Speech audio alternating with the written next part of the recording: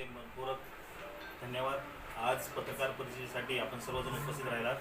काल आपल्या प्रीतीताई जयस्वाल यांचा वंचित बहुजन आघाडी पक्षामध्ये जाहीर पक्षप्रवेश पक्षाचे राष्ट्रीय अध्यक्ष ॲडव्होकेट बाळासाहेब आंबेडकर यांच्या उपस्थित राजगृह दादर मुंबई येथे आपल्या सर्वांनी बघितला असेल, सगळ्यांच्या समोर आणि काही पक्षांच्या कार्यकर्त्यांसमोर पक्षप्रवेश झालेला आहे।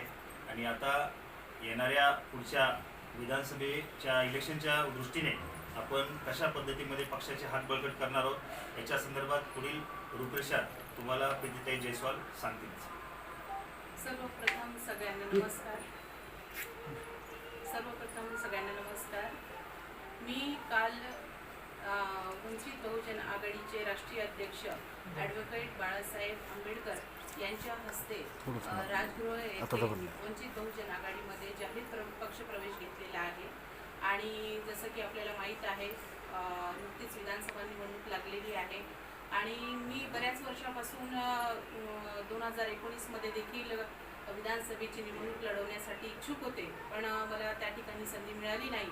आणि त्यानंतर 2024 मध्ये याही वर्षी मला ज्यावेळेस मी काँग्रेस पक्षात होते तेव्हा त्या नेत्यांनी मला आश्वासन दिलं की आम्ही तुम्हाला संधी देऊ आणि तुम्ही आपल्या विधानसभा क्षेत्रामध्ये जाऊन काम करा, सगळ्या लोकांच्या ज्या जनतेच्या अडचणी आहेत त्या सोडवा। त्याप्रमाणे मी सगळ्यांना भेटले, बोलले आणि गाव पातळीवर जाऊन भेटीगाठी घेतल्या आणि पक्ष वाढवण्याचं काम त्या ठिकाणी मी केलं। हे सगळं आपल्याला माहीतच आहे। पण 2024च्या निवडणुकीमध्ये अपेक्षा होती की कुठेतरी महिलेला वसमत विधानसभेमध्ये काँग्रेस पक्षाकडून संधी मिळेल, पण मला त्या ठिकाणी निराशा लागली। आणि आज मी 10 वर्षाचा जो माझा कार्यकाळ होता काँग्रेस पक्षामध्ये, त्या ठिकाणी आपण सर्वांना माहिती आहे मी एक निष्ठेने आणि प्रामाणिकपणे त्या ठिकाणी काम केलं। पण मला संधी मिळावी अशी माझी अपेक्षा होती, पण मला संधी मिळाली नाही। पण माझ्या त्याच कामाची पोचपावती म्हणून मला श्रद्धेय ॲडव्होकेट बाळासाहेब आंबेडकर यांनी वसमत विधानसभेची निवडणूक लढवण्यास संधी दिली आहे। आणि येणाऱ्या विधानसभेमध्ये मी आता 29 तारखेला आपले छत्रपती शिवाजी महाराज यांच्या पुतळ्याला हार अर्पण करून त्या ठिकाणी 11 वाजता आम्ही सगळे वंचित बहुजन आघाडी पक्षाचे सर्व कार्यकर्ते एकत्रित येऊन त्या ठिकाणी आमची छत्रपती शिवाजी महाराज यांच्या पुतळ्याला हार टाकून रॅलीची सुरुवात करणार आहोत। आणि 29 तारखेला त्यानंतर आम्ही रॅलीची पुढची दिशा आमची बाबासाहेब आंबेडकर यांच्या पुतळ्याला हार अर्पण करून आम्ही त्या ठिकाणी आशीर्वाद घेऊन तहसील कार्यालय या ठिकाणी आम्ही फॉर्म भरणार आहोत। म्हणजेच आपल्या माध्यमातून मला सर्वच वंचित बहुजन आघाडीचे सर्व कार्यकर्ते, पदाधिकारी आणि जनतेला आव्हान करायचं आहे की आपण सर्वांनी माझे हात बळकट करण्यासाठी आणि वसमत विधानसभेमध्ये एक महिला म्हणून मला संधी तुम्ही द्यावी अशी अपेक्षा मी सर्व जनतेला करते। आणि येणाऱ्या 29 तारखेला जास्तीत जास्त मोठ्या संख्येने जनतेने माझं फॉर्म भरण्यास उपस्थित राहावे, कारण की आज इतिहासामध्ये ही नोंद मला म्हणजे एक महिला म्हणून उमेदवारी ही वंचित बहुजन आघाडीकडून मला मिळाली, ही इतिहासात ही नोंद होणार आहे। कारण की कोणत्याही पक्षाने आतापर्यंत महिलेला उमेदवारी विधानसभेची दिलेली नाही आहे, पण माझ्या माध्यमातून मला महिलाची उमेदवारी ही वंचित बहुजन आघाडी पक्षातर्फे मिळाली। आणि श्रद्धेय ॲडव्होकेट बाळासाहेब आंबेडकर यांचे मी मनापासून आभार मानते की त्यांनी माझ्यावर विश्वास दाखवला आणि मला निवडणुकीला सामोरे जाण्याची संधी या ठिकाणी दिली। माझे हात बळकट करण्यासाठी राजूभाऊ इंगोले जे की जिल्हा कार्य अध्यक्ष आहेत यांनी मला खूप साथ दिली। तसेच सिद्धांत भाऊ गायकवाड हे पण माझ्यासोबत उपस्थित होते राजगृहावर, या ठिकाणी आपण सगळ्यांनी पाहिलं तर। आणि तसेच आमचे काका हे पण जिल्हा संघटक आहेत, भुजबळ काका आपले वंचित बहुजन आघाडीचे, तसेच करवंदे भाऊ हे पण आहेत आणि सगळेच इथं जमलेले पदाधिकारी हे सर्व माझे समवेत आहेत माझे हात बळकट करण्यासाठी। आणि पूर्ण जनतेला आवाहन करू इच्छिते की आपण पण एक महिला म्हणून मला विधानसभेमध्ये नेतृत्व करण्याची संधी द्यावी। आणि आपण आजपर्यंत पाहिलं आहे की जे प्रस्थापित मोठे मोठे नेते आहेत यांनी आतापर्यंत काही प्रस्थापित नेत्यांनी कारखाने गिळण्याचं काम केलं, जनतेची लूट करण्याचं काम या ठिकाणी झालेलं आहे। तसेच विद्यमान जे नेते आहेत, आमदार आहेत, त्यांनी सुद्धा नुसतं गुत्तेदारी करण्याचं काम केलं, जास्तीत जास्त कमिशन खोरीचं काम या ठिकाणी केलं आहे। आणि जनतेला मोठे मोठे आश्वासन 2019 मध्ये देऊन जनता त्यांच्या भूलथापाला बळी पडून त्यांना बहुमताने निवडून आपण त्या ठिकाणी दिलं. पण आज सर्व जनतेच्या हातात, वसमत विधानसभेतील सर्व जनतेच्या हातात निराशा हाती लागलेली आहे. आणि म्हणूनच मला सगळ्यांना आव्हान करायचं आहे की एक महिला म्हणून मला ही संधी तुम्ही द्या. आणि मी प्रामाणिकपणे सर्व वसमतच्या जनतेला सांगू इच्छिते की मी प्रामाणिकपणे आपलं काम करायला, आपल्या सेवेत रुजू होण्यासाठी मी तयार आहे. पण फक्त मला आपल्या साथची गरज आहे. म्हणून मी सगळ्यांना आव्हान करते, पुन्हाच एकदा मला माझे हात बळकट करण्यासाठी येणाऱ्या विधानसभेमध्ये मला भरघोस मतांनी विजयी करा. धन्यवाद. महत्त्वाचे मुद्दे काय घेऊन जाणार आहेत जनतेसमोर?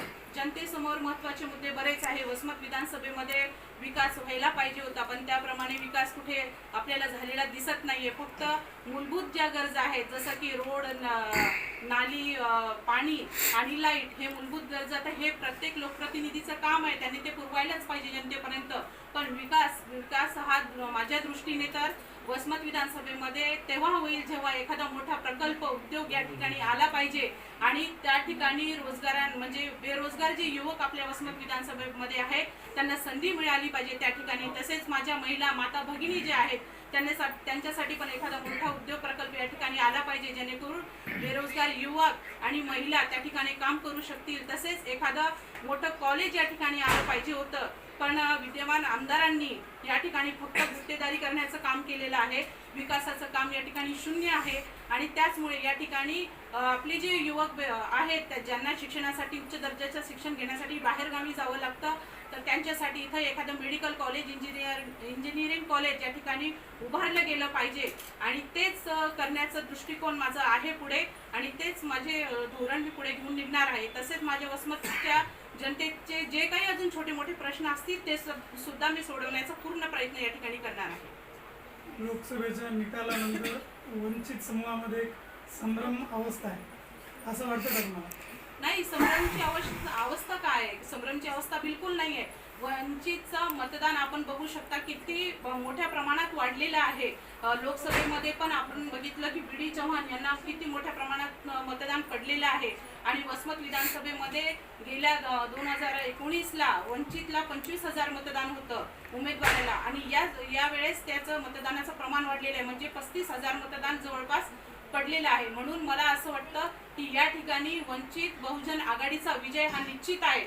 आणि ज्याप्रमाणे बाळासाहेब आंबेडकर यांनी जो विश्वास ओबीसी कॅन्डिडेटवर जो दाखवलेला आहे, कारण की आपण बघू शकता मोठे मोठे पक्ष आहेत जे की 3-3 पक्ष एकत्र मिळून येऊन निवडणूक लढत आहे, आणि त्या ठिकाणी आज बाळासाहेब आंबेडकर हे एकटे, म्हणजे एक वंचित बहुजन आघाडी एकटाच पक्ष आज रिंगणात उतरलेला आहे. म्हणजे 288 जागेवर निवडणूक हा एकटा वंचित बहुजन आघाडी पक्ष लढत आहे. आणि तुम्हाला सांगते की मराठवाड्यामध्ये जास्तीत जास्त ओबीसी उमेदवार या ठिकाणी बाळासाहेब आंबेडकरांनी दिलेले आहे. कोणत्याच पक्षाने एवढे जास्तीत जास्त उमेदवार ओबीसी समाजाचे दिलेले नाही, पण ओबीसी समाजाला न्याय करण्याचं काम या ठिकाणी बाळासाहेब आंबेडकर यांनी केलेलं आहे. आघाडी या पक्षामध्ये अनेक पक्षातील उमेदवार आले, तिकिटे घेतली, पण मतदान झाल्याच्या नंतर परत त्यांच्या पक्षामध्ये परत गेले. ही जे मतदारांमध्ये नाराजी आहे, या बाबतीत आपलं काय? असं करायला नको, कारण की ज्या पक्षाने आपल्यावर विश्वास दाखवला त्या पक्षामध्ये प्रामाणिकपणे काम करण्याची भावना ही त्या व्यक्तीमध्ये राहिली पाहिजे. पण असतात काही तसे व्यक्ती जे नुसतं पक्षाचा फायदा घेतात. पण मी तुम्हाला आज या ठिकाणी सांगते की वंचित बहुजन आघाडीच्या उमेदवाराकडे एक मॅनेजमेंटचा उमेदवार म्हणून आतापर्यंत बघण्यात आलेला आहे. पण खबरदार अशा मी प्रस्थापित नेत्यांना आपल्याच माध्यमातून सांगू इच्छिते की वंचित बहुजन आघाडीचा उमेदवार हा प्रामाणिक एकनिष्ठेने मैदानात उतरलेला आहे, आणि हा विजय निश्चितच आम्ही मिळवून राहू. कारण की ओबीसी बांधव असतील, गरजवंत मराठ्यांचा लढा असेल, त्याच्यासाठी आमचे बाळासाहेब आंबेडकर लढत आहे. गरजवंत मराठा, गरीब मराठा त्यांच्यासाठी सुद्धा ते लढा देत आहे. ओबीसीसाठी लढा देत आहे, धनगर समाजासाठी लढा देत आहे, आणि एसटी ओबीसी सगळ्यासाठी त्यांच्या समाजासाठी लढा सुरू आहे. आणि म्हणूनच मला पूर्ण खात्री आहे की पूर्ण समाजाचं मतदान हे मला मिळेल, आणि बहुमताने आमची विजय या ठिकाणी निश्चित आहे. विचारा प्रश्न